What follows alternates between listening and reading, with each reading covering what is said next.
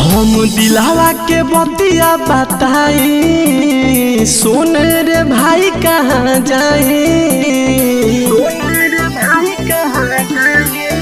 हम दिलावा के बतिया बताई, सुन रे भाई कहाँ जाए।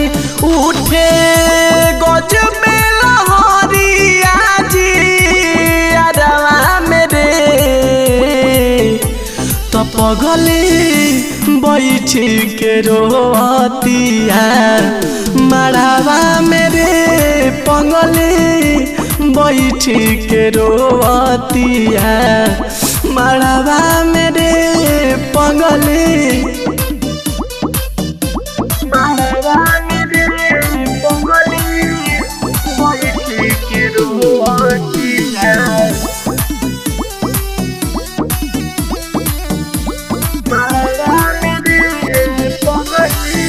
भर देह हरदी में लेटाइल बाड़ी जाने हो, तोड़ी के चल जाई गए सगरो मान हो। हाँ भर देह हरदी में लेटाइल बाड़ी जाने हो, तोड़िए के चल जाइए सगरो मान हो। तो कल से जीवन बिताई है नया घरवा मेरे तो पगली बैठी के रोतिया मड़वा मेरे पगली बैठी के रोतिया मड़वा मेरे पगली मड़वा मेरे पगली बैठी के रोतिया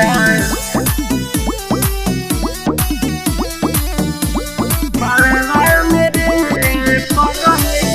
पहले पहले याद सुना ऊने कर सताई, दुर्गेश दीवाना संगे डोली जो बुझाई।